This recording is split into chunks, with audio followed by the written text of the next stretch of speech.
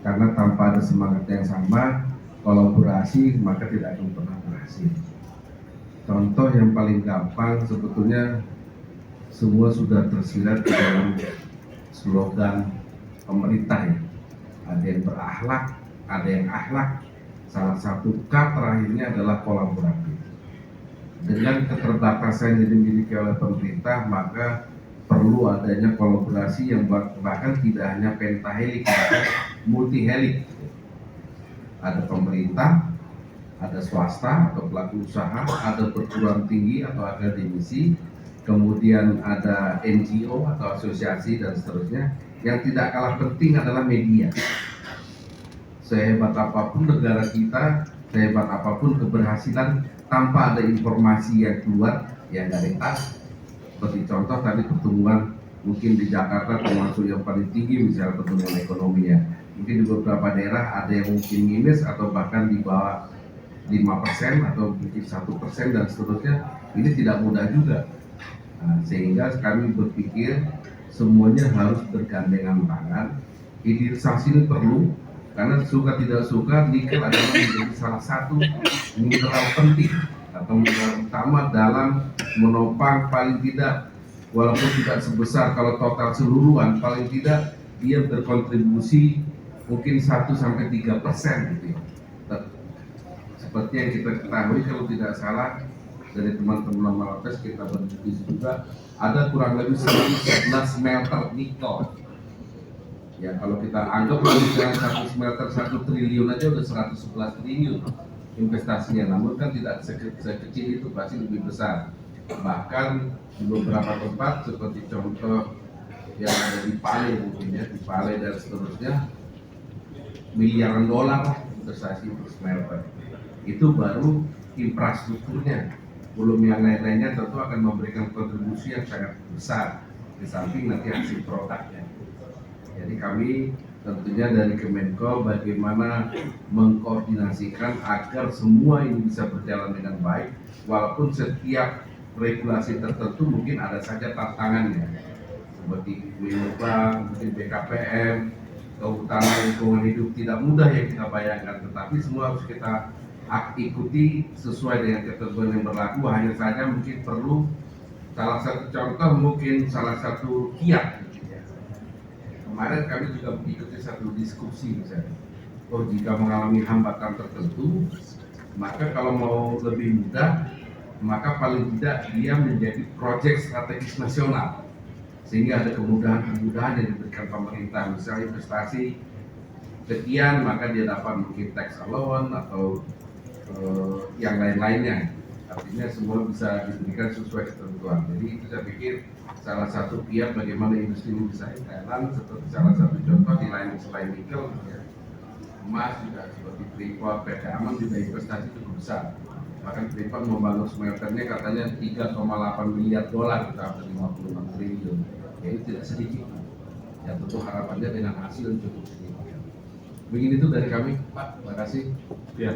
Terima kasih nih Pak Heri untuk penjelasannya. Menarik ya, kita lihat bahwa dengan begitu banyak dari peranan nikel ini bisa cukup masih prospektif ke depannya dan mendukung untuk pertumbuhan ekonomi dari Indonesia sendiri. Mungkin berikutnya terkait dengan rencana dan prospek jangka panjang ini, saya mau beralih ke Bu Rosalin. Mungkin bagaimana kalau dari perspektif Ibu, kita harapkan kan bahwa tadi disampaikan dalam pemaparan kan harus adanya dari inklusivitas dari gender dan sosial, sehingga lebih banyak yang bisa diikutan. Kalau ini khususnya terkait dengan perspektif dari pemberdayaan perempuan dan peranannya, apakah Ibu melihat ada potensi yang besar dari dengan yang pemaparan disampaikan dari Pak Julian dan juga dari Pak Heri, bahwa dengan harapan rencana jangka panjang ke depan, apakah ada kemungkinan yang Ibu lihat bisa untuk membantu lebih banyak partisipasi dari komunitas maupun gender terhadap pencapaian tujuan pembangunan nasional ini? Mungkin itu dari saya untuk terkait dengan pertanyaan Ibu. Terima kasih Pak Ronald atas pertanyaannya. Mungkin untuk keberlanjutan dan jangka panjang untuk dengan industri ini ya, dan terlebih lagi dengan proyek hilirisasi yang semakin banyak dan besar gitu ya. Dan untuk perempuan dan gender itu sendiri mungkin seperti yang kita lihat, terkadang kita kalau di kantor mungkin kan tidak melihat ada situasi seperti itu ya, tapi ketika paling nanti kita akan masukkan di dalam policy yang ada, ditambahkan, ataupun ada yang tadi saya sudah menulis juga itu ada audit juga dari pemerintah juga untuk masalah gender, inklusi dan kesetaraan dan keberagaman juga di setiap company misalnya seperti itu. Dan juga keberdayaan perempuan juga bisa juga dari pekerja wanitanya juga, tetapi di lingkungan sekitarnya di dunia pertambangan tersebut. Jadi semisal dari program dari CSR program misalnya dari UMKM, kita melihat dari penduduk sekitar dan pemberdayaan desa-desa terkait di industri pertambangan. Jadi dan sosialisasi pertambangan itu sendiri, dan seperti pengajaran, pelatihan pada lingkungan dan penduduk sekitar, dan sosialisasi dan tambang juga yang rusak ya sekarang juga lagi happening banget, banyak yang ini. Nah itu jadi mungkin kebanyakan sosialisasi yang terlebih dan banyak untuk di situasi di daerah pertambangan itu sendiri. Dan mungkin untuk challenge ke depan di mana profesional itu juga perempuan juga banyak yang sudah mengambil di STEM dengan energi, teknologi dan matematik, bioscience gitu ya, ilmu. Nah itu juga mungkin tantangan terbesar kita juga sebagai organisasi dan juga sebagai memperbanyak role model seperti kita bicarakan sebelumnya, bahwa banyak role model yang sudah memimpin di Minerba, di SDM dan di bagian stakeholder dan maupun di BUMN misalnya, dan mempunyai role model itu sendiri, pengembangan dan juga sosialisasi di kampus juga yang pemberdayaan dari MGA itu sendiri. Kita juga mempunyai student chapter juga di kampus-kampus, jadi bahwa kita memperlihatkan pekerjaan tambang itu seperti apa dan pekerjaan di industri itu seperti apa. Nah itu jadi kita men-challenge para wanita apa yang akan kita hadapi besok setelah kalian lulus seperti itu, dan apa-apa saja, dan kita harus tetap melakukan kebersamaan dan ke gender inklusi tersebut untuk keberlanjutan. Dan mudah-mudahan dengan banyaknya sosialisasi dan kita juga program mentoring program untuk women, jadi tidak dengan teknik saja tapi dengan soft skill kita untuk bagaimana kita juga bisa survive di dunia yang maskulin ini. Mungkin seperti itu kalau dari saya. Terima kasih. Terima kasih Bu Rosalin atas pemaparannya, untuk penjelasannya. Menarik ya, bahwa memang walaupun industrinya keras dan kerap diasosiasikan dengan ini industri dari pria, cuman walaupun pengetahuan saya pun event untuk yang operator alat berat pun beberapa ada juga dari wanita ya Bu ya, di lapangan ya. Ini yang membuktikan bahwa tidak hanya bahwa semuanya dominan hanya event di lapangannya pun ada wanita pun yang sudah turut partisipasi dalam ini, dalam industrinya. Betul. Vinicius, we already heard from the government side and also from inclusively from the for women in the industry, with the hope that could support the growth of Indonesia that has been mandated from the president. I would like to hear from your perspective, representing the private sector and also from your company. As you mentioned, you got a lot of projects. How can value addition and responsible mining practices, as already being stressed out by the Ministry of MEMR, on the focusing not just only on the growth, economic growth, but also in the responsible mining practices, could contribute to long-term growth and economic development from your view as the private sector?